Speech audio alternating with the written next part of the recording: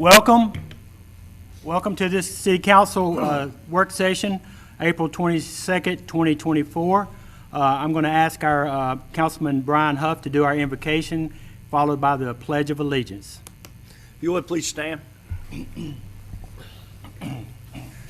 Let us pray.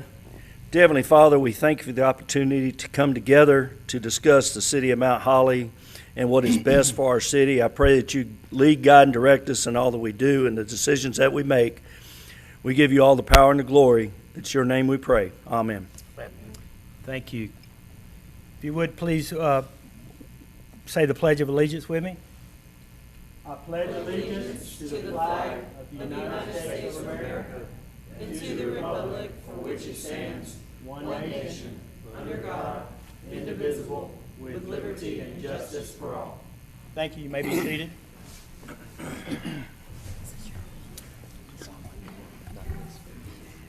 Okay, we're going to set the agenda. I need a motion to set the agenda. Mr. Huff and Mr. Reeves, all in favor? Motion passes. We have 7 items on the consent agenda. Are there any changes to the consent agenda? Hearing none, I'll need a motion to approve that. Ms. Harris and Ms. Shoemaker, all in favor? The consent agenda is approved, and we'll go into our presentations. Our first presentation and discussion from the YMCA, Sharon Padgett and Mary Moffitt. Hi, thank y'all for allowing me to be here today. I'm very excited. Mary cannot make it tonight. Her daughter just gave birth yesterday, so she is at home preparing dinner for her her daughter and family. So, but thank you for having us, and I think for having me. But I think we have a slide to. They have the slides before them, Sharon. But if you guys have them. Yep, we have them on our. Oh, okay. So you have them. I Right. knew there was. Were you going to play the? We can pull it Yeah, up. that would be great. If we could play it, then I can talk about as we go through it. On the website. Okay. Let's see. How you had it. Yeah, let's see. It still works.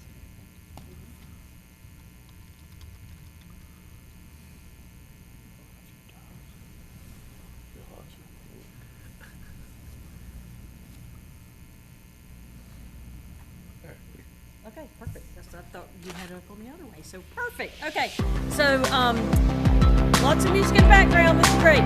This is what we are proposing for the new YMCA that we hope to break ground in September of this year. As you will see, this is a whole brand new front entrance that will really make it look very different from existing today. We are adding a child's wing on the right-hand side. I guess I can turn the music down. That's what. We were hoping you were just talking louder. Oh, I can do that. I can keep talking loud too. And she's trying to compete There with the we go. music. That's even better. Okay, There here we you go. again. Coming down the parkway with many cars in the way there. Looking at a brand new front entrance. And because of this, our entrance currently to check into the Y is once you get in, you have to go all the way down the hallway. So for security measures, we're bringing everything up to the front. And as you will see, we have a youth wing added on to the right side there with child watch and after-school summer camp programming, designated space.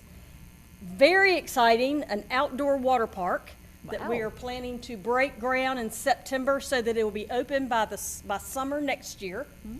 And we are looking to have 6 lanes. Right there is 1 slide. I'm hoping for 2 because Jonathan and I are going to be the first ones down that slide together. Exciting. Videos, please. And then we have a splash pad, looking at potentially some outdoor pickleball courts and a soccer field that would be turf for youth soccer. That's in the plans now, and again, it's all conceptual, but we're getting really close to finalizing. We're also going to be renovating the entire inside, making more fitness, more wellness, more cardio, renovating entirely the locker rooms, as well as adding universal locker rooms. and downstairs of the new wing so that that will service the pool in the summertime as well as the families year-round. We had considered an outdoor pool locker room. We thought that's not a good use of money because it's only going to be used 3 months out of the year. So very excited about that. We will be adding some parking because we are limited in our parking space currently. On the left side of this presentation of the building, you will see a multi-purpose gym. It is not a full-size gym by any means. It is not regulation height for adult basketball, but currently it will be additional space for another pickleball court indoors, for children during to have an active gym so that we're able to give more folks and members space in the regular gym. So very excited about that growth opportunity. We do know that with the growth that is coming to Mount Holly and to the Belmont community, we have to be ready. We probably should have been ready about 10 years ago. But we are getting ready, like I said, breaking ground in September.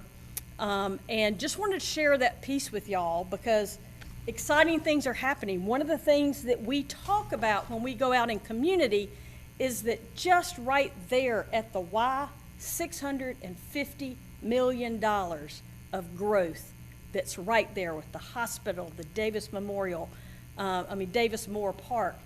It's incredible the amount of work that you all are doing and the planners and everybody that's planning for Mount Holly, and we want to be a part of it. What was very exciting is that we were actually listed as one of the businesses, nonprofits that are growing with Mount Holly. So thank y'all for that.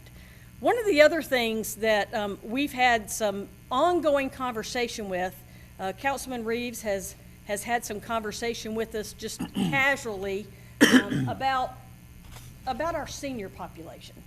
We saw a massive amount of our seniors during the COVID during the COVID pandemic, and just the amount of social isolation and loneliness that they experienced. And I will tell you, the governor was saying we were one of the last to open after all the COVID. Our gyms and everything, one of the last to open. The seniors were knocking our doors down. And the governor and everybody was saying, seniors need to stay home. They don't need to do anything. Keep active older adults at home. No, they were the first back to our YMCA and eager to do something, eager to be with their friends, eager to go places. And so in conversation, we were talking about Tuckasegee Park, and how many of the active older adults are there, but really, what are they doing? Are they, they're walking around the gym, things like that. So we thought about how could we partner together for our active older adults and the active older adults at Tuckasegee, partner together to do more together. And so one of the things that I would like to introduce to y'all or to propose today is how could we work together to have the seniors here in Mount Holly be a part of the Y. And some ways that we could do that would be, would the city be willing to pay a membership for up to 25 adults? We don't have any idea how many seniors would come, but we do coffee and conversations during the week where we bring in coffee and donuts and everything for them to have an opportunity to socialize. We take trips together. Now that is an additional cost. The seniors do have to pay for the extra cost. We've been to the Billy Graham Library, we've been apple picking, we've been, so many places I can't even think about it. To the Yellow Mall in Gaffney. Lots of fun places like that. But we're just trying to get more. And how could we partner together to get our seniors working together?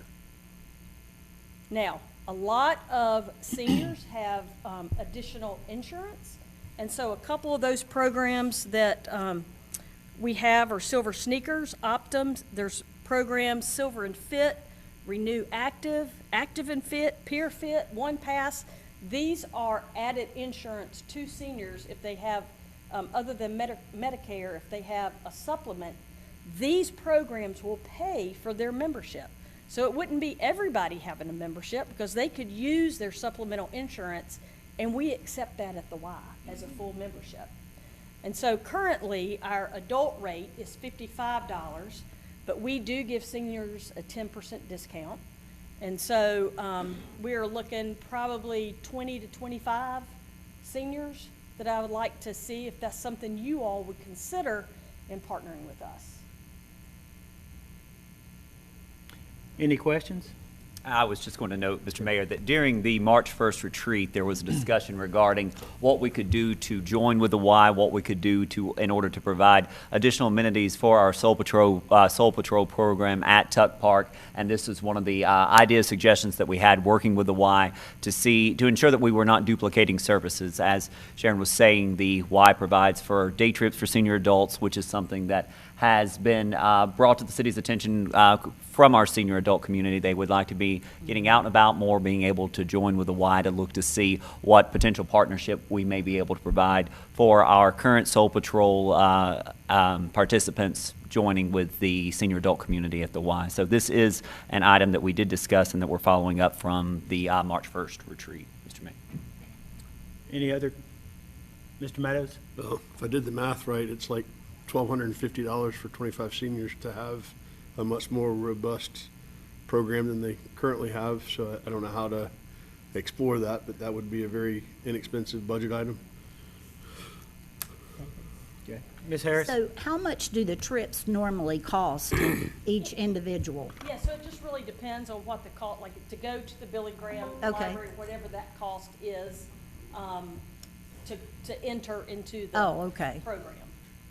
And then also just being a member of the Y, many of you know the pool, water aerobics classes that would be available to the Soul Patrol, as well as fitness classes, silver sneaker classes, social time, volunteer opportunities there at the Y. So, I mean, it's endless, the opportunities that they would have for stay healthy. Mr. Reeves?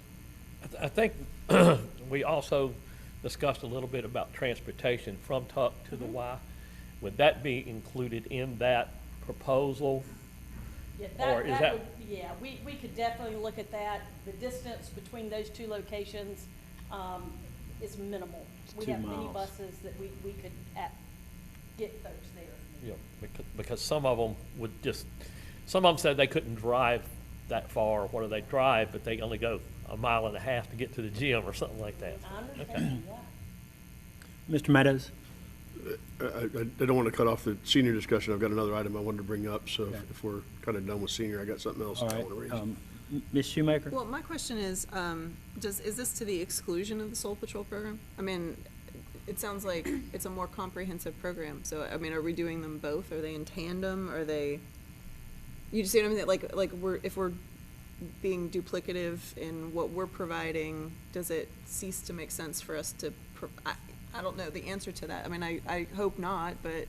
Well, I think this would just, and you could talk to this, Sharon, but it just would enhance our program. You know, that would give them another option to do other things and to join with you. And, well, I think they would still want to be the Soul Patrol when they wanted to be, but if they wanted to go to the Y and do water aerobics or go on a trip to the Billy Graham Parkway or, you know, all that could be, you know, ironed out, I'm thinking. Oh, yeah, absolutely. And there may be some of our seniors, our active older adults, that learn about what they're doing at Soul Patrol and may want to come to Tuckasegee Park and play bingo or cornhole or, you know, and vice versa. And I think that would be a great partnership as well. Ms. Harris? I think what they brought to me was mainly the trips. That's what they wanted to do. I don't think they want to get rid of the Soul Patrol, but I think the trips were what they were really interested in. But I do think that with all that you've said, it would be, I think they'd be excited about that, the possibilities that they would have, the other opportunities. Anything else, Jeff? So we continue to talk about various recreational facilities in Mount Holly, and apparently we have a pretty large renovation going on. Is there any way to explore taking that kids' gym and making it a full-size gym and exploring a partnership between the city and them for our rec program for volleyball and basketball, which could be a fraction of the cost that it would cost for us to try to take on something of our own? Is that something that we've explored? Have y'all done that elsewhere? Yes, YMCA's all over the country have had partnerships with Parks and Rec departments all over. And there are so many that we could look at and consider. We would love the opportunity to explore that, because as you know, I think I looked into the cost of a gym was about 2.5 million, 2.6. I think every day we wait, it keeps going up and up and up. But that cost compared to a $14 million facility that you're having to run and expense for years to come is, when you can add that on to what we already have, then that's an incredible opportunity for a partnership. Mr. Meadows? How do we take action on that as a group, if there's any interest beyond me for that? Mr. Huff? I definitely would be supportive of that and how we could work together, work out the details of how you are cooperative between demand, which certainly will be there in other communities as well who will see this and want to be a part of it. So I'm definitely in favor of pursuing that as soon as we can. I think it's great timing, just based on what your plans are now. I think the consensus is we would love to sit down and talk about that because we are bursting at the seams with our recreation department and our gymnasium. So you can't even get a parking spot hardly. So I think that would be some great conversation. Okay, we'll make that happen. Thank you, Mayor. Anyone else? All right. Thank you so much for being here. Appreciate y'all. Thank you. All right, thank you.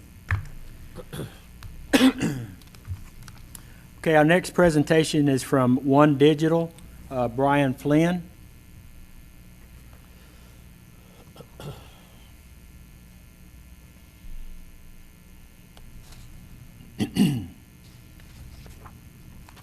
Good evening.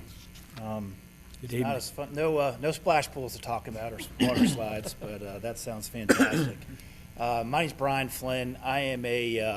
I'm with One Digital, and we are the benefit consulting team for the city of Mount Holly. We're here to talk today about kind of what we've done over the last couple of years to set us up to a point right now. We're kind of a little bit of a crossroads. A couple years ago, we made the decision to go back to the Municipal Insurance Trust for the health insurance program.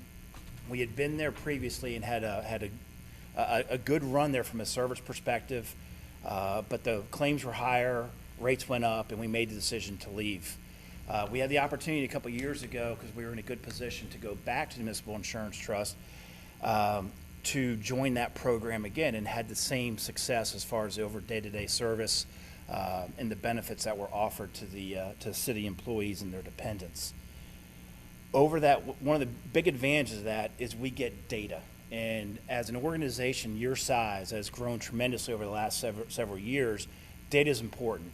Because when you look at your utilization, everything else that any organization does, you get feedback on that. When you run out of paper, you buy more paper. With a lot of times with health insurance, you don't get that. You get, here's your renewal, whatever it's going to be, and they're going to get a report saying that you paid X amount in, and here's your claims. But with the Municipal Insurance Trust program, we were able to get detailed claims. And what the claims told us over the last couple of years is that we were running very, very well. And the result of that is we got no increase over the last couple of years, which is great, because if a lot of you guys, or if you work in other organizations, there are a few things you can count on, and that's death taxes and your health insurance going up. So for the city for the last couple of years, we've enjoyed no increase whatsoever. That is the result of being in a good claims position. We paid in more in premium than they actually paid out in claims. And to the tune over the last 2 years, we're projecting it's about $300,000 that there was a buffer that went in there. And that's a combination of better claims, and also takes into consideration pharmacy rebates that you do not receive that the Municipal Insurance Trust did receive. So we're kind of at a crossroads right now. We know that the Municipal Insurance Trust is leaving MedCost as a provider, and they are moving effective 7/1 to Aetna to be that provider, so there will be a little bit of a disruption there. They are also, again, offering a 0 increase, so the rates are going to remain flat. The position that we put ourselves and try to set ourselves up is to make you comparable to other organizations your size to give you options. You have roughly 186 employees that are on the plan plus dependents. So it's almost double that size when we look at the total number of people on the plan. Most organizations that size do look at some sort of alternative funded type program where if there's a surplus in your plan, that surplus comes back to the city, or it's just claim dollars that you do not spend. So when we look at that, there's a tremendous opportunity for you to take advantage of that. So our options here are to move with the Municipal Insurance Trust to Aetna at a 0% increase, keeping the rates exactly where they are, or, and I think you all got a presentation on this, we can continue our relationship with MedCost, an alternative funded program where in a worst case scenario that will save $300,000, $290,000 in the upcoming year based off the claims that we've paid over the last several years, and where we have a third party underwriter actuarially price out your claims for the following year. If things go as projected, the expected number, that number is $563,000 under your current renewal. So that is dollars that come back to your organization or stay within your organization that you're not paying out for claims. As we'd mentioned before, organizations your size are now moving to these types of plans because they are available to them when you have data available to you.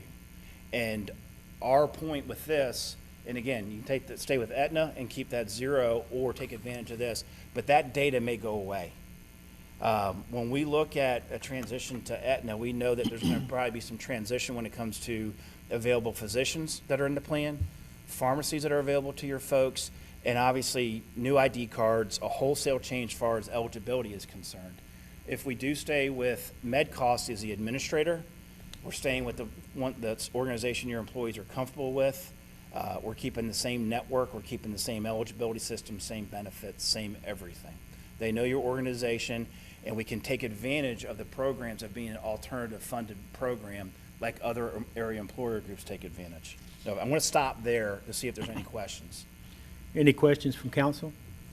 Just from a cost savings perspective. Go ahead. Mr. Huff? Does everybody understand what the Municipal Insurance Trust is? It's a group of municipalities that come together for health insurance, okay? So you're paying a set premium, right? And if you don't get an increase, you're subsidizing other municipalities for their plans, their claims, by the tune of, I think Mr. Flynn said, $300,000. Over the last 2 years. So I just hope you understand kind of what, in the insurance industry, I did this for 20 plus years. And in self-funding is what is alternate funding. You're paying for what you use, okay? So let's say the claims go up, right? What happens with the Municipal Insurance Trust? What happens with self-funding next year? Yeah, and so that's a great question. So if you have a bad year, and you'll have a bad year, and we've had bad years here. So the good news is you pay for that bad year in the year in which you have it. So we know that your maximum number that you will pay is roughly $290,000 less than what your renewal will be with the Municipal Insurance Trust. That's the max that you're going to pay in the upcoming year. And we can go ahead and re-budget for the following year if we see that that's going to be forecasted to be that number. If in a scenario with the Municipal Insurance Trust or a typical Blue Cross type plan or United Healthcare, you have a bad year, what are you going to end up getting at your renewal time? An increase. And so you're going to go from here to here. What if your claims don't get to this number? They keep it, right? And so that's what we're talking about here, is we have all the stop gaps to keep you protected against any large claimants, and we can talk about that in just a little further in just a second. We have the stop gaps of if you have a bad year, and then if you ever want to get out of it, you can kind of throw the keys back and we can look at other types of programs like we would do in any other year that we would do on your behalf. The biggest thing with this, though, it gives you the ability when you do something like this, it makes your plan, one, more efficient, and it gives you the buying power of larger organizations. As an example, you can't drive, no matter which area you come in to get to this building right here, there's a lot of different healthcare entities competing for your business right now, right? So they're all around here. What if we establish some sort of direct contracts with them to lower the cost of your folks going there?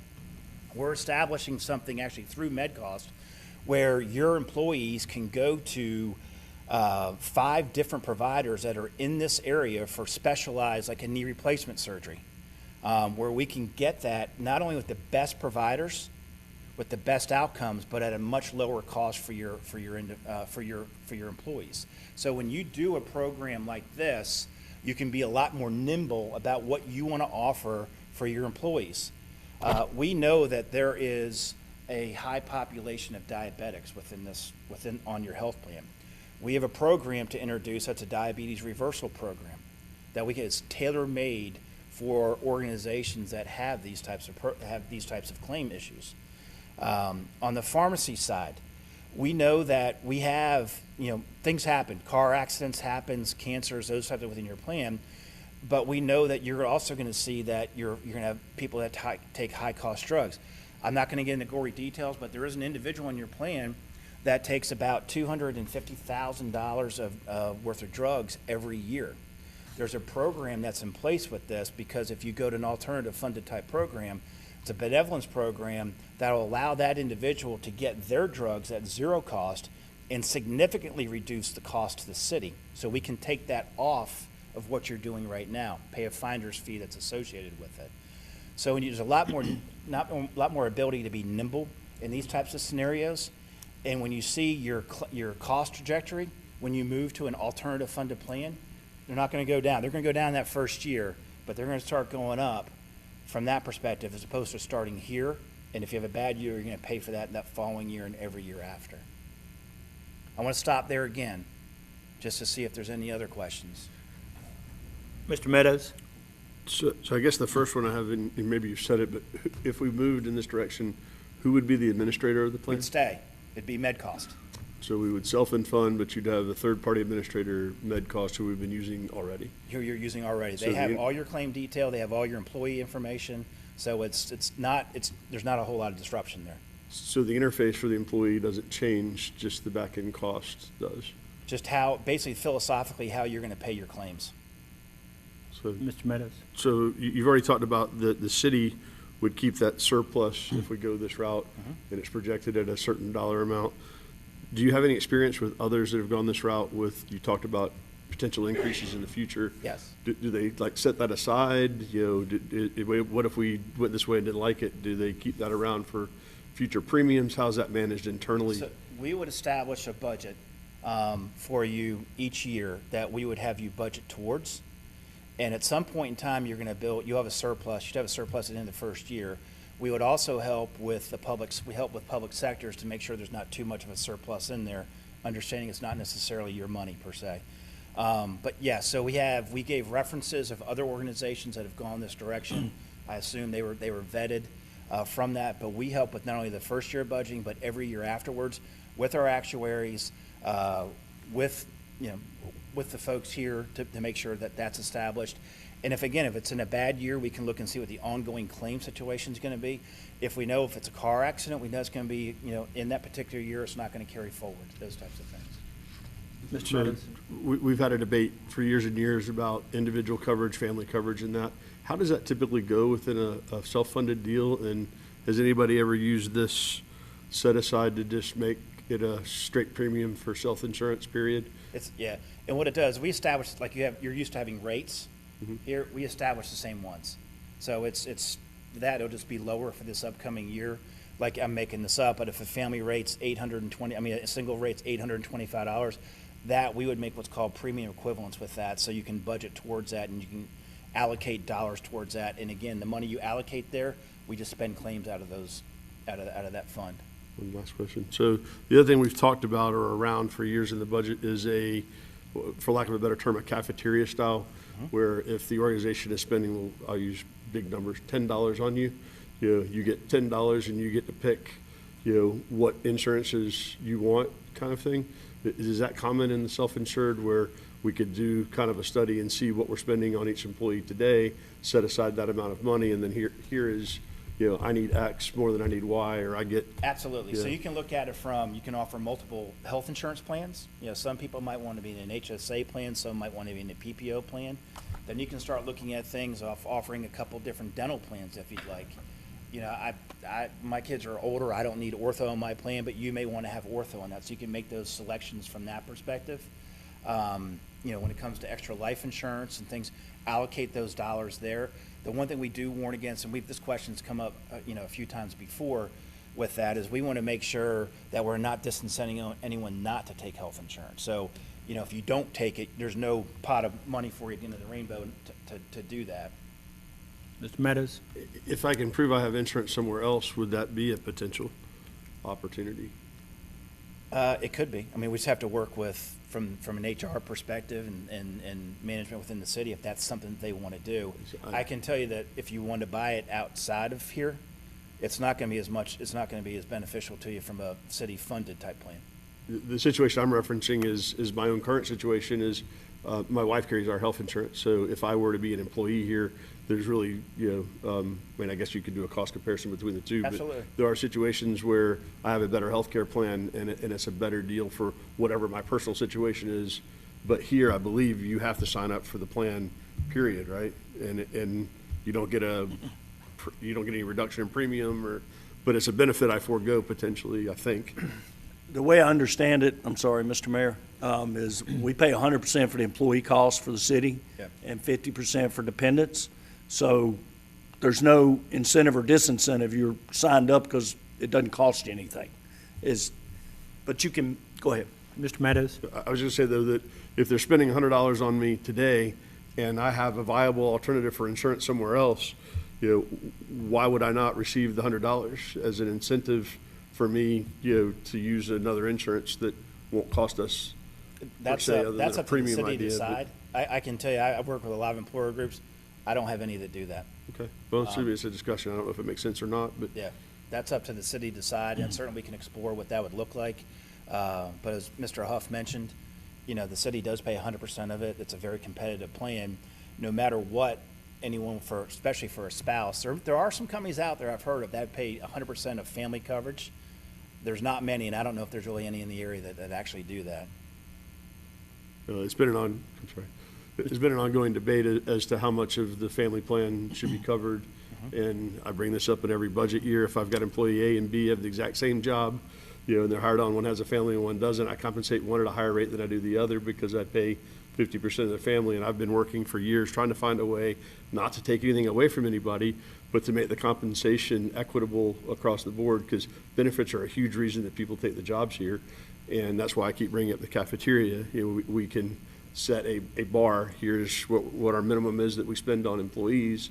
And I'd like to see the employees have some choices about how that money is spent on them and their families and their needs, Sure, and I rather get than that's have a a- prescribed plan. Currently, it's here's your plan, sign up. Are you a family or are you not? And you're kind of done, I think. There's not a lot of choices. And I've seen other programs that I've actually been in the past where I got to pick, you know, life insurance maybe, or, you know, you mentioned orthodontist or not. I mean, maybe I don't do dental at all because you're trading money. I mean, there's a lot of different stuff that goes on in that And- space. Yeah, and I agree with you. So there are different things you can look at. Everyone's always had the ability to purchase additional life insurance here. And I think to your point, there can be, when you look at it that way, there are some inequities.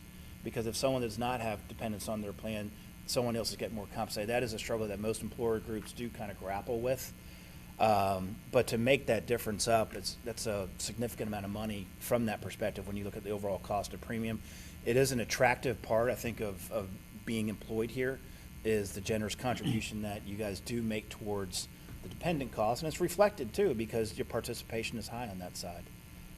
But there's always things we can look at from that to try to even that out, whether it's through additional benefits, whether it's through different contributions in different areas. And it's just a function of how much do we want to bite off and when do we want to bite that off. Mr. Meadows? I just want to make one last statement, because every time I bring this up, there's rumors that I'm trying to take something from somebody. I'm not looking to take anything away from anybody. I'm just looking for a most equitable piece that we can put forward that gives our employees some choice to have the Absolutely. best benefit packages for them and their situation. Sure. Because not everybody's Certainly. situation is the same, and we kind of have a one-size-fits-all now. Any other questions, Mr. Huff? One more, good. I was just saying, what are the next steps? How do we evaluate this and move forward? What's next? But I don't know what you were asking. Well, I was just going to say, I think it's new information, but it's not new in the industry. It's not new to employers of this size. And even though it's new to us, I think it makes, as a fiduciary for the taxpayers, this makes the most sense. And we should be looking at every dollar. I mean, you're talking about overpaying by a penny on the tax rate. That's what it equates to. And that's significant. And it's not necessary that you take all that savings in the first year. You probably want to make reserves for a year when you may need more, which would be a conservative approach. But when you look at not only pharmacy costs, network disruption, discounts, rebates coming back, there are a number of benefits that you can get into the minutia of self-funding that really, it takes, some agents never get it. I mean, they could do group benefits for 20 years and still never get it. It's complicated, but you can make it where it's understandable to the employee, it's understandable to the staff. They have regular meetings of how are our financials doing? What are we doing? You know, is Michelle going to know where we are with our claims? Absolutely. It's very transparent, and I think it's the best for a taxpayer because you are transparent with your information, right? I mean, there's HIPAA and there's other regulations there, but it really is more transparent and uses our dollars for Mount Holly, not subsidizing other cities. Yeah, and just to kind of back that up too, I mean, it's all about mitigating future risk. You know, what can we do to, from a prevention perspective, some of these diabetics to turn into something bigger? You know, you see things, you know, until new drugs out there. I can't pick on Phil Mickelson anymore because he's in a different golf league, but if you see him on a commercial, you know it's a very expensive drug, right? Now we're talking about these GLP-1s that are out there and weight loss drugs. You know, you're talking about rebates right now. Your rebate, if you were in this type program for the fourth quarter last year, was $94,000. That went to the municipal insurance trust as opposed to back to your bottom line as far as a receipt to offset or redeploy those expenses to other areas, either for the city or employees or the health plan itself. So again, I think from a prudent perspective, a lot, you know, groups that we work with this size are going this direction. The thing that's kind of handcuffed us in the past is we didn't have access to data. And by making the move to the Municipal Insurance Trust a couple of years ago, with MedCost being the driver, the claims administrator on that, we have access to enough data to wallpaper this room if we really wanted to.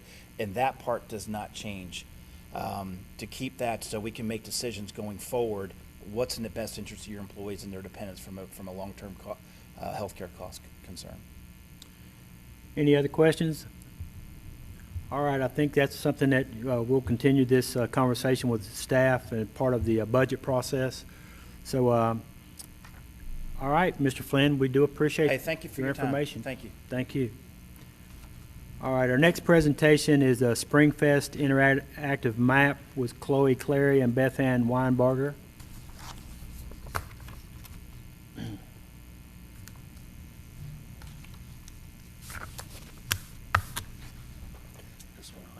Hello. We are super excited to share something that we have been working on collaboratively for a couple weeks, really a couple months now. So this is going to be the Springfest Interactive Map, which is a new tool that we are kind of launching, so you'll get to see a little bit of why. I believe you all know me by now, but formally, because it's the first time I've stood before you in this manner, my name is Chloe Clary. I'm the Special Events Coordinator, and I have been here since September. And I'm Beth Ann Weinberger. I'm the GIS technician, and I've been here since January. So we're going to move along, and I'm going to bring our map up, and I'll let Beth Ann take this over for the first little bit. So this first part is just kind of a splash screen that gives people a general idea of how to navigate if they don't have anybody showing them how to get around the first time. So this is downtown Mount Holly, and South Main Street is going to be closed off on May 4th for the event. I'm going to click down here on the legend just to start, and it kind of shows just the different symbols that we have going on. I know the font's a little small, but it just kind of walks you through those. And then as we zoom in, a few more things start to populate the screen, and those also show up on the legend. So up here at the top, there's a couple street closures that are going to be happening.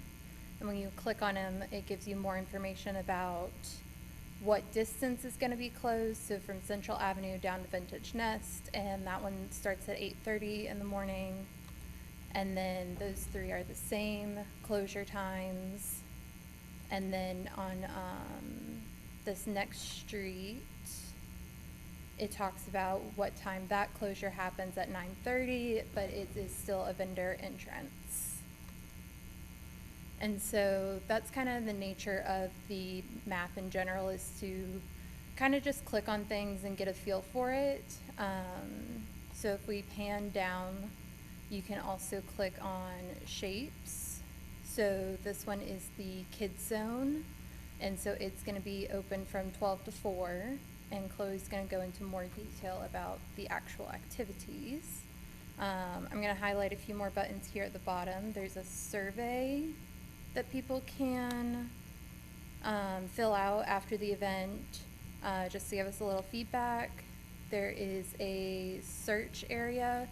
So say a vendor knows that they are booth 25. It will take them to booth 25 and show them where they're at. Or if, say, somebody is looking for funnel cake, they can see their funnel cake options and figure out where those funnel cake vendors are located. And then we have a couple more pop-ups down here along the bottom, including event info, just giving general information about the event. Our parking tab talks about where ADA parking is at, which is down here at the First Presbyterian Church, and also links to our interactive parking map. And I am going to turn it over to Chloe at this point. So this is going to be something very new and super fun. It is an interactive way that we're able to get more of this information into people's hands, because we put it in so many different places, but this is really gathering everything in one place. You can see what you want to do today. You can see what time you should drive around this area. If you don't want to participate in Spring Fest, you can interact with us and tell us how we did, tell us what you'd like to see in the future. But I'm going to go through a little bit more just to show you some more of the festival offerings. So something really neat that we did, we went through and added all of these businesses that are in our event area as points of interest, because they may be open that day and we still want people to frequent our businesses even though we're having this amazing thing outside. We're doing all of this to continue to cultivate our community. So we're highlighting all of those. I'm trying to get one of them to pop up for me. Oh, here we go. We're getting really close. Yeah, so you can see the salon. Their name's there, where they're located at. So I'm going to zoom out just a little bit. So this is our side stage. So when you click on it, you're going to see the schedule. So we're going to be back with Little Miss Spring Fest this year. We're excited to bring that one back. There's some beautiful little girls signed up, so they're going to kick our day off for us at 12 o'clock over there, and then you can see the rest of the schedule for that day. You'll move right along, and as we've already shown, you can click on any of these booths and see who they are and get a little description of what they're doing. The food trucks over here are the same way, so they're located or highlighted a little bit differently. But I'm going to keep shimmying down just to show a few more things. So we were able to put restroom locations on here, so you can see that the bathrooms will be here, and even the hand wash stations are highlighted. But here's our main stage, and you can see the schedule here that we'll have a DJ during the day, and that Blackwater will be with us at 4 o'clock. And then this lovely pop-up, we're going to have the beer garden hosted by the Mount Holly Athletic Association during the concert hours, and you can see all of that. Some more food trucks and desserts are down here. And like we said, we're super excited to be able to offer ADA parking, so this is going to be a little trial and error for us to see how it goes, and hopefully it's a really positive experience, and we'll be able to bring this to some more of our events, because we know it's something that has been highly requested and very needed in our community. Yeah, and then we'll continue to come down, and you'll see these are all farmers market spaces, so the farmers market's going to be in their usual spot and be joining us that way. And the last real thing to highlight over here is the car show that'll be happening. So this has information to register right here, has information to get there, all of the times and everything. So we are super excited about this. like I said, has been a collaborative effort between me and Beth Ann for the last couple weeks and couple months, and I'm excited for her brain and all of her new ideas to be able to bring stuff like this to light, because this is very informative in so many levels. So we just wanted to bring that to you, but if you have any questions, we'll be happy to help answer. Any questions? Yes, sir. Will this only be for Springfest or more events this summer? We'll definitely be able to do this for more events. We're starting with Springfest for sure, but I would love to do something similar for Mount Holly Nights. I'm trying to look at something that we can generalize a little bit and kind of just swap the key out for those events, because the layout is always the same. Just who's with us is a little different, but we'll definitely be looking to do a little bit more like this for the Christmas parade, where there's so many closures that happen at so many different times. So we will be able to utilize it. Yeah, because this is awesome. Good job. Yes, ma'am. How do we access it? So you can share it with a QR code. I actually, we printed up a bunch of yard signs, and there's actually one outside of the doors, but they'll have the QR codes on those, so we'll have those out in downtown during the day. But this will be launched on our social media. We wanted to wait till we got to get it to you guys first, but you can do it with a link, you can do it with a QR code, and it'll pull one up right here. When we started this, you could see it was zoomed out really, really far. When you do it on your phone, it pops up a little bit closer, so it is user-friendly on your phone as well. Anyone else? Thank you, ladies. I think this is great. Thank That's just a you. very good beginning. Thank you. All right, our next presentation will be Raftellus Water and Sewer Rate Study Update. Elaine Bastis and Raftellus staff.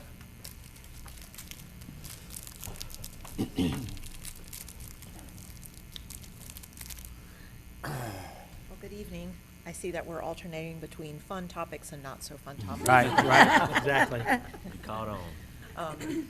Good evening. My name is Elaine Bastis Conti, and I'm with Raftellus, and we were here about a month ago to give you an update on the water and sewer rate study. And there were two items that we were going to come back to you with, and that's what we're here today to talk about.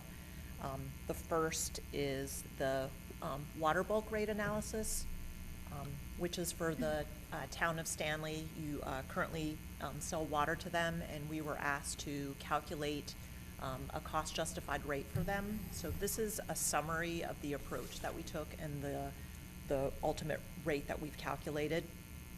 We look at two components for the bulk water rate. One is an operations and maintenance component.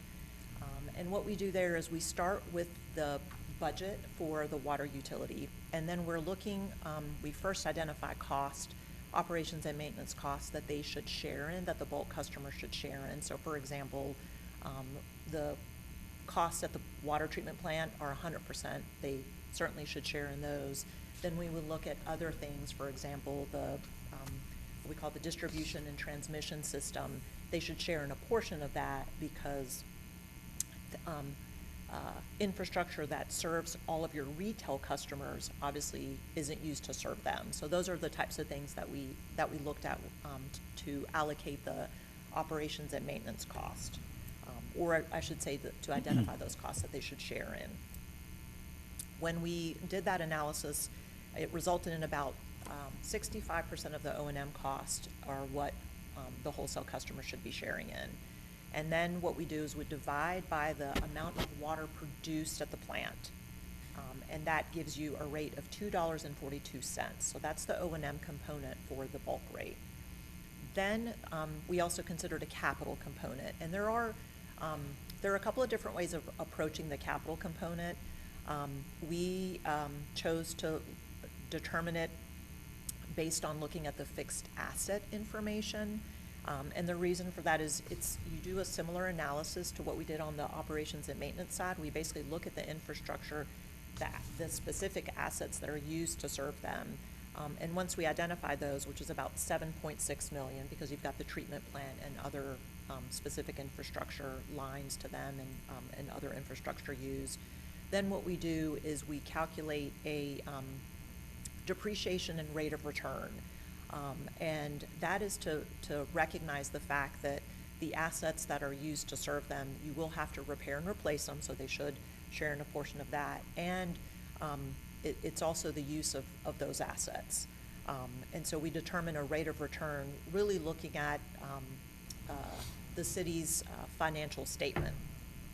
And so we calculate the capital component, and then the way that we determine what portion they should owe you for is look at the amount of water that they're reserving relative to the total capacity of your system. And when we look at the amount of water, we are looking at their peak.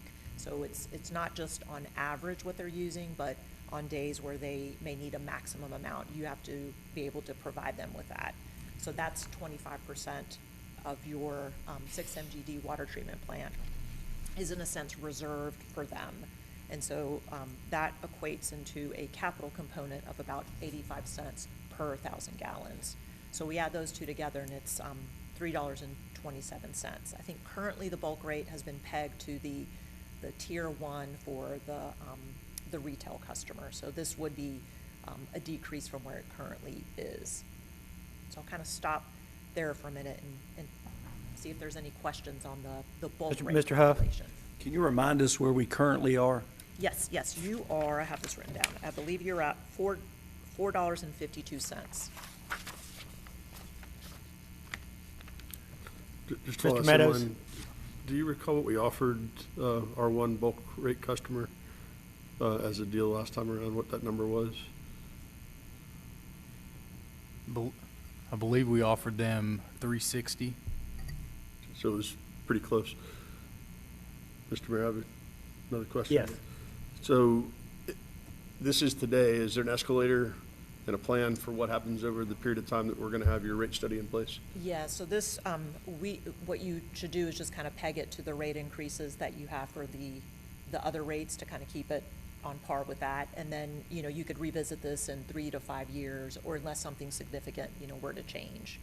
So, yes. So Meadows?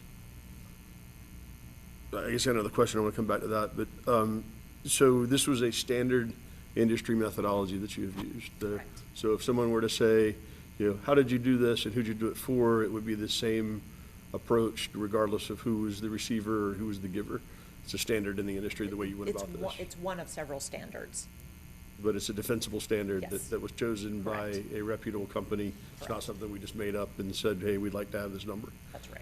Okay, it's not for you, but it's just for Yep. future discussion. So back to the escalator over time, our rate study is covering 5 years, correct? It is, and I'm actually, now that I think about that, because of the capital improvement plan that's driving the water rates, it probably would be more wise to look at some type of escalator, so it's not necessarily pegged to capital projects that may or may not benefit them.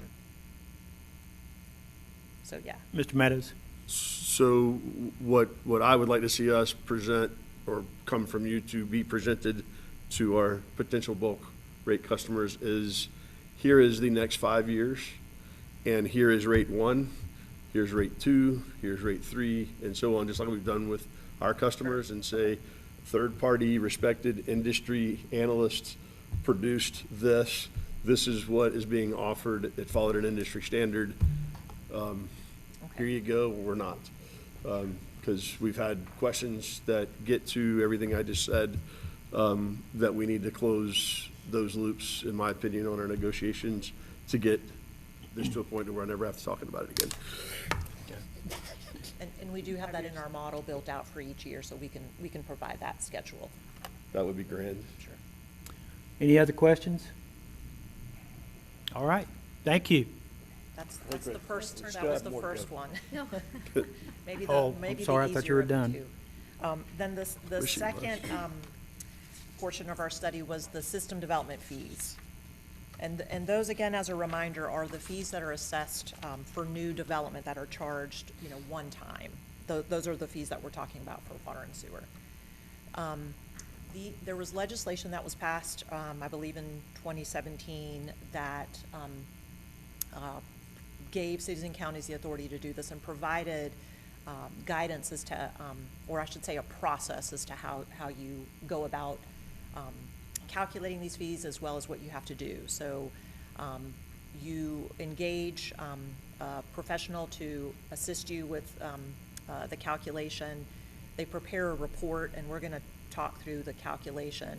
Once you have that report, you post it on your website, which begins, it gives the public 45 days to provide you written comment, and then after that period, you could have a public hearing and then publish the fee. So that's the process that you have to follow in order to implement these fees, and it's the process that you followed in 2017 and 2018.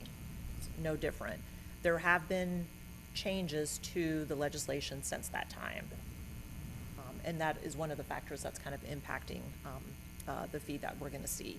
The legislation and the water industry has three methodologies that you could use in calculating these fees. The first is the buy-in approach, which in effect what it's doing is it's looking at the infrastructure that you have built, and you're calculating the fee based on what you have built. The second approach is the incremental marginal approach, and that's looking forward. That's looking at your capital improvement plan and projects you may build in the future that would expand your capacity. So that's forward-looking. And then there's a third option, which is just the combination of the two, which reflects that you want to recognize the assets that you built, and then you also have some projects in your capital improvement plan that expand capacity, and that is what we use this time, is the combined approach.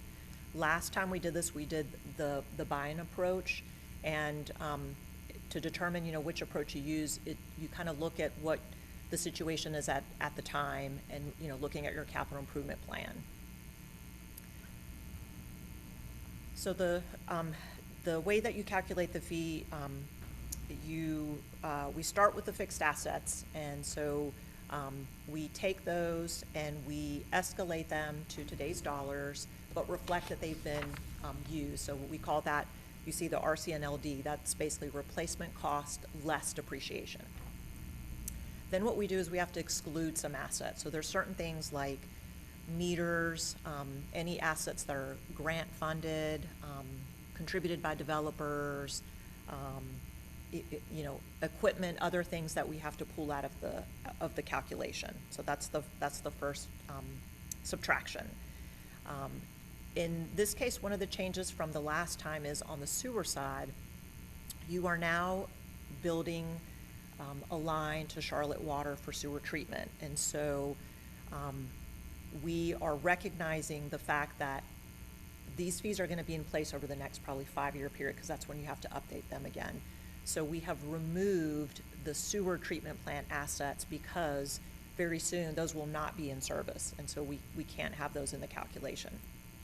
So we've removed those. Now you'll see on the flip side, we have added the asset in to connect you to Charlotte Water. That's what you'll see in the construction work in progress. The $22.4 million includes a portion of that. Then we also do add in the growth-related capital improvement projects. So we looked at your capital improvement plan, saw what was related to expansion, and included those projects in there. Those can be like water tanks or other major lines that are helping you get more water to new development. Then we also have to take out a debt credit. And in this case, we're taking out the debt credit because you don't want customers to pay for it twice. And so we're pulling out the principal of about $6.2 million on the water side, and then $25 million on the sewer side. You've also taken out a loan for the infrastructure to Charlotte Water, and the legislation requires us to take a debt credit.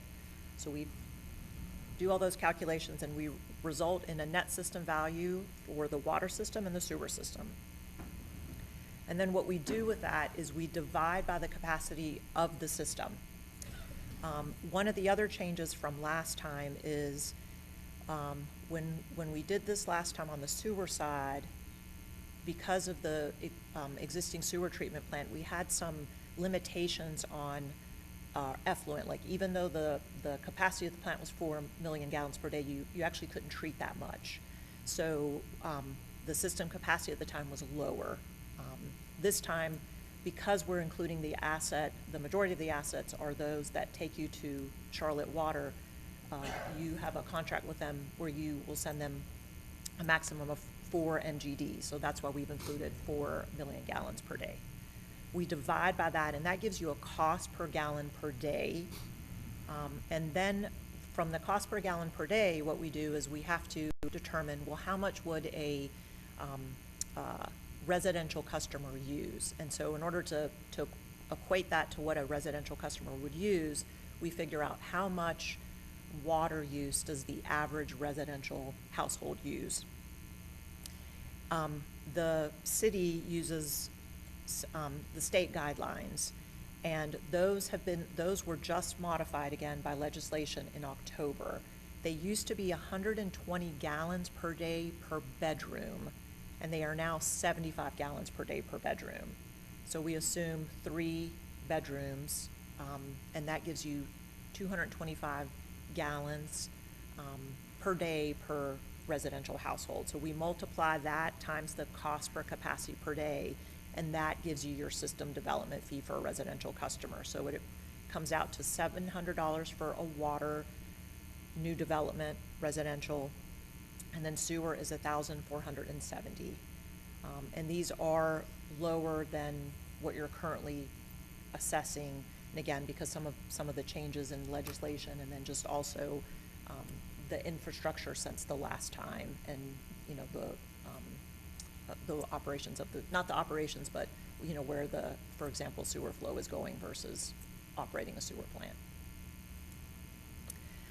And then what we finally do, once you get the residential fee, which is typically a 5/8 inch meter for a residential customer, we then just scale those up by meter size, and those are based on industry standards for different meter sizes.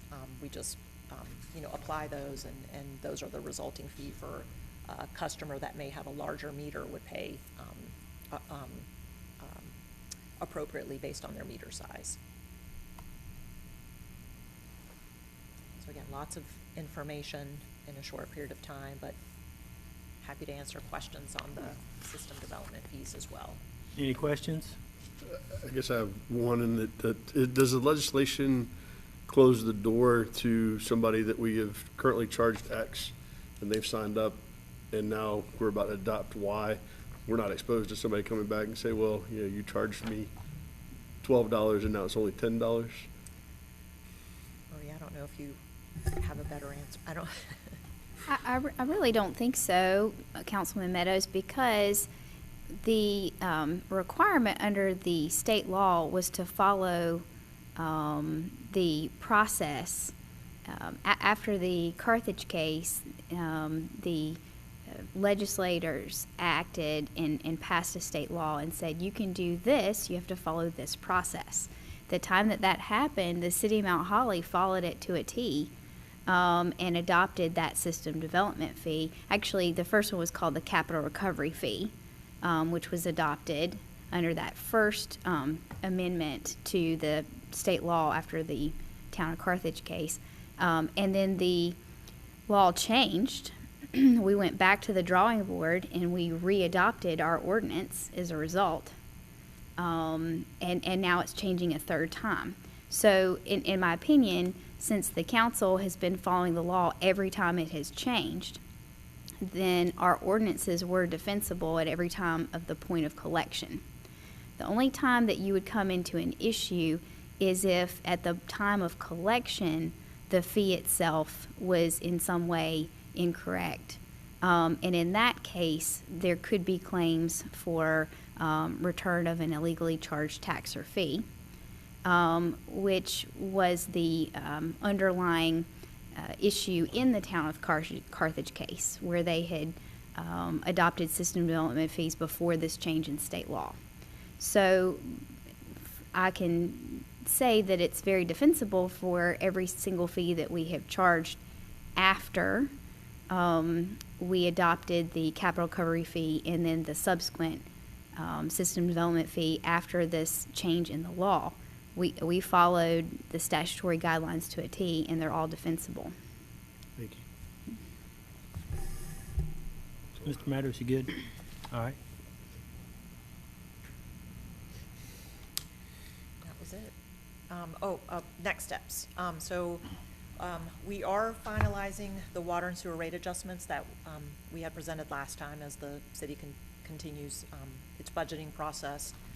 And the last thing that we're going to do is we are trying to get customer billing data from the vendor so that we can look at alternative rate structures. This is for the monthly water and sewer rate, so we could bring some alternatives to you and that you could understand the customer impacts. That's why we need the customer data behind that, meaning the usage, not, so we could understand usage characteristics and then impacts. So that's kind of the last part of our study.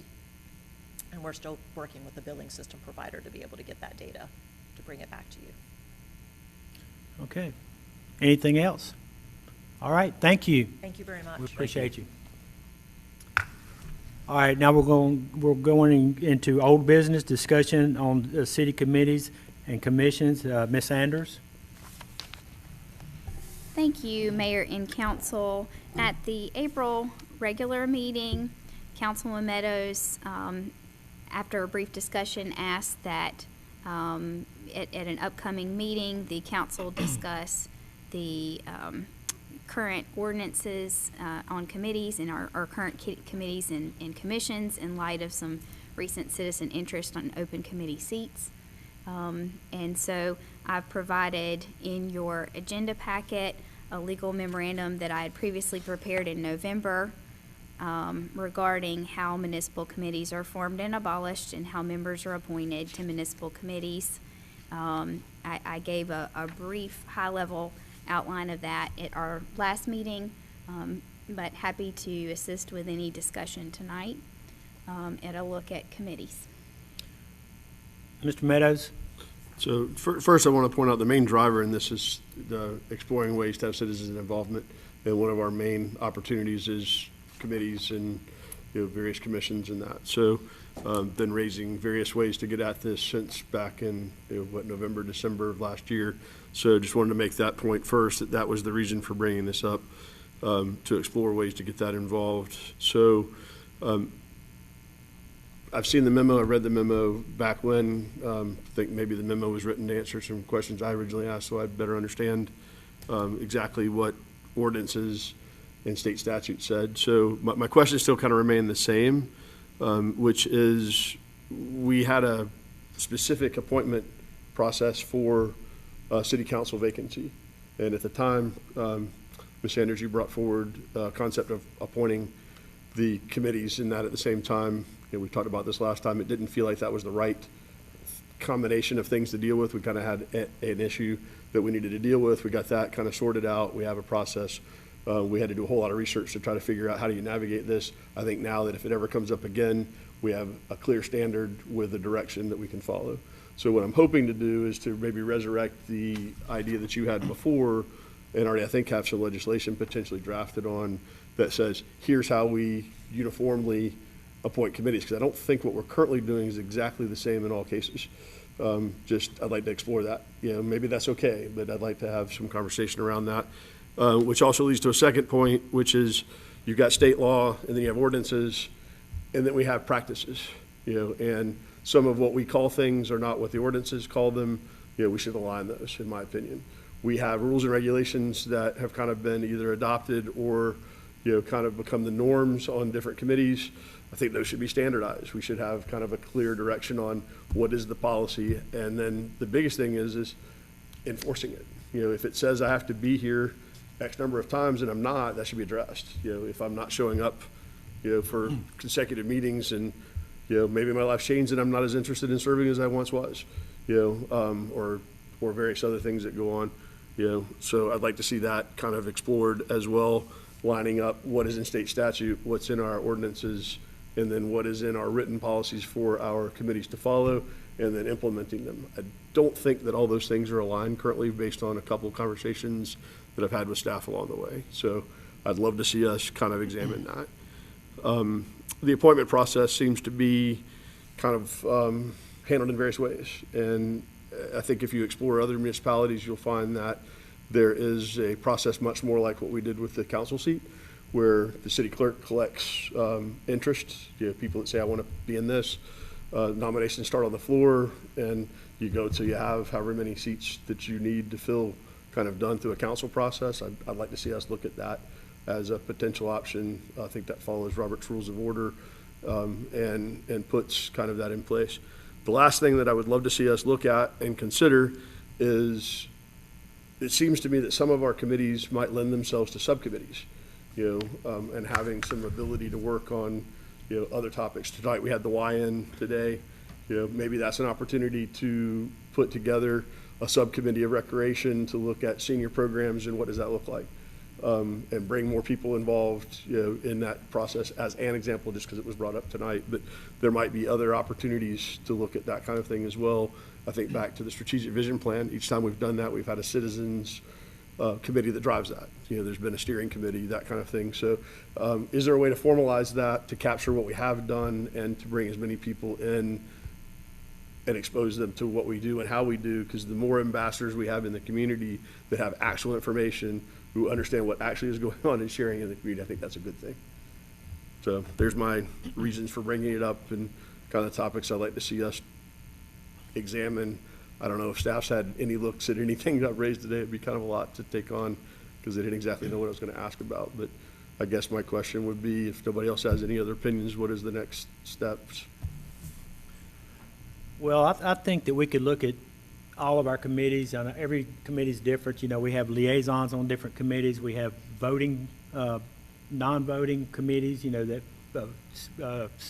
I guess council members are on. So I think one of the things that we looked at recently, and Mr. Craig brought this up, was the Recreation Commission. So we have 10 members on that Recreation Commission. I'm a part of that Recreation Commission. Ms. Harris is a part of that Recreation Commission. Both of us vote. Now, one of the things that was talked about was, we could still be on the committee, but we would be a non-voting member, and we could add 2 more people outside that. We had 7 people apply for one position, so, and we've never had that many before. So that's something that we could look at to expand, public input on these committees, as you mentioned, Mr. Meadows. Ms. Anders, do you have anything else you'd like to talk about? Well, just that, in my mind, legally, you, just to unpack 1 or 2 statements that you made, I do want to point out that in terms of filling a vacancy on the council, there is separate state law surrounding that, and we did follow that. In terms of the recent change in rules that came up regarding the Board of Adjustment and Planning Board, that certainly highlighted, to Councilman Meadows' point, some differences between practice and what's written down. So a need to get those in line and then be updated with changes in the law.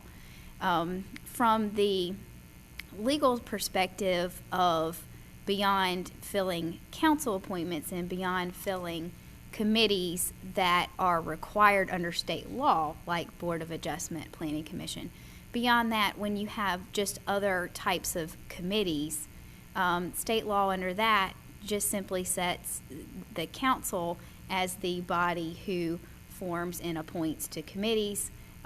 Historically, I believe that committee appointments, to Councilman Meadows' point, depending upon the committees, have been filled in different ways. They've had different amounts of terms. They've had some staggered, some don't and so in terms of making council appointments in the past, I believe a lot of times that's happened maybe once a year. I don't know precisely how the slate is pulled together. I believe that staff has a significant hand in that perhaps our city manager could speak to. But that being said, if you want to be systematic about it, now that council has been looked at, now that Board of Adjustment Planning Commission has been looked at, since Parks and Recreation came up recently and had a lot of citizen interest in spaces, that could be looked at next. And then it could be systematic in the sense of taking on one at a time in that same way over a year's time or something of that nature, unless there was something that was a really high priority in terms of, hey, we know that this one looks kind of off kilter here. Let's bring this up. It may be a matter of just taking one at a time with staff and working with any staff and council liaisons to do a deep dive like that in order to have a systematic approach. And I don't know that every committee will shake out being treated the same way because some of them are standing committees and then some of them are as-needed committees. But I could see some room for taking a look at them and standardizing standing committees and maybe having some standardized look at how, staff receives applications or things of that nature before passing along a slate of appointments for the council's review. Mr. Meadows? I'm really looking for a roadmap. If I step into a council seat and I want to have a better understanding, of how this works, your memo, an updated ordinance with kind of a roadmap that says, kind of generally, here's how we do this. Because when we had to do the council appointment, that was difficult, trying to figure out what had happened, why was it done, how was it done, what's right, what's wrong, what's rumor, what's fact. It was hard to sort out all of that. So I would like to see some standardization, like I said, a roadmap. I'm not trying to achieve any particular composition of any particular committee. I just think that we have some opportunities. One of the ones that comes to my mind that isn't on the list, and I don't think is required, we used to have a pretty robust, and I think certain people served on it, Economic Development Committee, as an example. We have a ton of stuff going on that is industry specific that you could bring, a group of professionals in with all the medical office that we have going on in the medical community. And, our health care provider pointed out that there are a ton of those folks right here. So there's some opportunities, I think, that if we were a little more standardized and we looked at kind of what we're up against in our community, and from a growth pattern standpoint, we've got emerging employers in particular industries. It'd be nice to start getting ahead of that and seeing what other opportunities we can capitalize on. So what I'm hoping is that if we can get general direction, then we can start being more specific about how do we get different members of the community involved. Mr. Huff? I was curious, and maybe someone knows, and maybe we can research how council members are appointed to committees. I know Mayor Moore comes in, he's trying to find council members to fill committees. There's really no rhyme or reason. I mean, you basically, in my opinion, you go, hey, this may be suited well for this person, and you try to do that. You try to take into account their work schedules, their family situations. So when you're asking people, you're doing it based on those types of criteria, okay? But I think it might be good to look at ways to standardize that where you're rotating through committees. You get more broad look. You're going to be able to experience whether it's the MPO or COG or recreation or whatever. But council members have an opportunity to get exposure and to look at other committees and be on them, and it standardizes it for the mayor, who is deeply involved in that process, where maybe that doesn't necessarily have to be the case. Ms. Harris? Well, I just wanted, for the record, to say, when we appointed this person to recreation, the way, I don't know if you guys know the way we do that. We interviewed every one of those candidates, and we let them ask us questions, and we asked them questions. And then Mark gave us a ballot, 1, 2, and 3, and we put down our top 3. Nobody knew who was voting for who, and I still don't know how people voted. But that's the way they did it, and it was a point system. First place was 5 points, next place was 3 points, and then the next one was 1. So that's how we did that, and I just wanted to say that for the record. And we did advertise that, and it was out on a newsletter and on social media for anyone. Now, maybe that's one of the reasons we had 7 applicants, which was, the most I think we've ever had since I've been on there. So we did our best on that. So, but there's always room for improvement on any of these things that we do. So we can work on that. Mr. Craig? Yeah, I just want for the record as well that I brought up the email to everyone before anyone was voted in. So just so you know, before y'all did the point system and everything. And I'm happy with the result, but at the same time, there's 7 people, 6 now that could potentially have an opportunity to have a couple more spots filled on the recreation board to be able to get involved. And so I think doing what we're doing now, starting this process, is what I want to do. Yes, ma'am. Yeah, and I think in general, the idea is just to, it's, actually, I think that the candidate that was selected for the Parks and Rec is great. I mean, I think it's a great idea. Like we said, we're interested in getting more people involved. There's a lot more people who seem to be interested in being involved. And I just think that it's important for us to evaluate how the committees have run over time. And I think that, you know, a lot of us are probably aware that maybe there's somebody on this commission or that committee that have been involved for 20 years or something like that. And like, are there terms? And I think that all of them have terms, but, you know, as a default, because maybe there wasn't a lot of interest or because we didn't advertise that there was an opening, it sort of just rolled over and said like, hey, Jeff, do you want to do it again? You know, and is that really the way we should be doing it? Or is it like better to say, okay, Jeff's term's done, and he's more than welcome to apply the following year when there's an opening. But you know, like my husband's on the board for Holy Angels. That's what they do.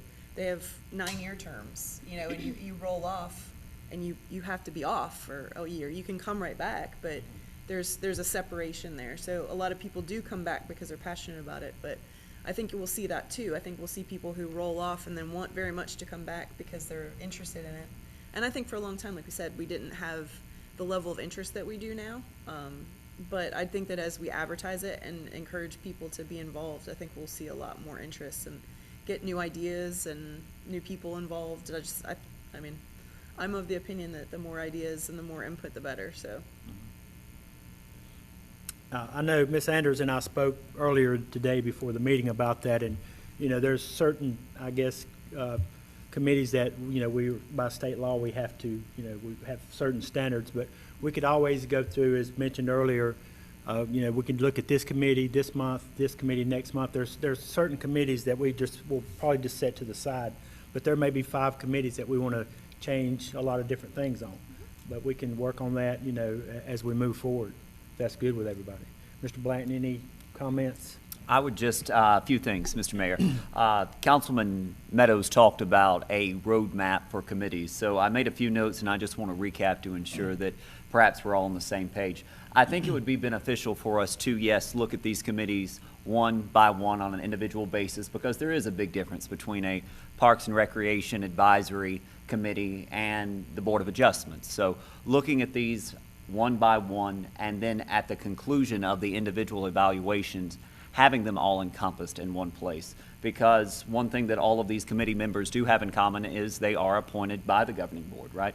So number one, how to appoint uniformly across all the committees, looking to ensure that we have that specifically written down, looking at potentially a master list if someone's interested in serving in one of these committees, having an application on file with the city clerk, having an application on file with the city, so that when these vacancies do become available, we have a list of people that we can go to gauge interest. And then looking at, are there some committees that lend themselves to subcommittees? What would that potentially look like moving forward on a case-by-case basis? And then, as Councilman Huff and Councilwoman Harris was saying, looking at the process. What is the process? The Parks and Recreation Commission, in order to fill vacancies, they make a recommendation to the council based on this process. If there's a vacancy on the planning board, this is the process that we would go about in order to ensure that we are treating everyone fairly and have a uniform system across the boards, and how, as Councilwoman Shoemaker was saying, potentially looking at terms. How would terms relate to each one of these committees? But at the end of the day, having one unified document that may be tabbed out based on each committee and what the process is to appoint and fill vacancies to those commissions. Is that, in essence, an overview of what we're looking at? Mr. Meadows? The only element that you didn't capture there is exploring new opportunities. You know, we might have past committees that are no longer intact for various reasons that we could revive. And I would like to ask staff to look at our strategic vision plan and what we're currently working on, projects, plans. At one point we had a construction committee. It looks like we're about to have a number of things going on that might lend themselves to that type of committee again, and maybe suggest to council, or the mayor, both, here's some ideas of a couple committees that we see coming that we don't have, that we could use people on. So, and then, Mr. Mayor, I'd like to ask that we've been kind of going through the city attorney. I kind of feel like the city manager ought to be the one that spearheads this on the whole with the involvement of the city attorney, because there's legal aspects, but I think there's some other functional portions of this that aren't necessarily in her purview. Any other discussion on that? Well, I was just going to say, and I think you brought it up, Jeff, or attendance to these meetings. That's very important. If they want to be on these committees, but then they don't come to the meetings, why are they on there? And we've had that before in recreation. Yes, ma'am. I think in that same document, along with what Ms. Harris said, we just for ourselves applied a code of conduct. I think having a code of conduct for these positions as well, where someone could be removed from a position for, whatever type of behaviors we deem like unworthy of a representative of the city.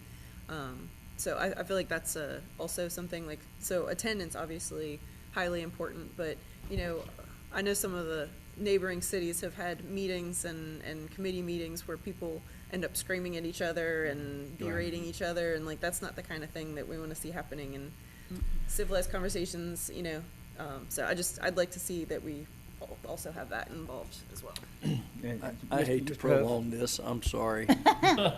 No, but I think somebody like, we have a legend on our Recreation Commission who's no longer able to attend, but maybe you have an honorary title like emeritus or something that this person, if they want to be involved, they can. If not, they can't, or they don't have They to. can come. But it opens up a space for someone who does want to be there.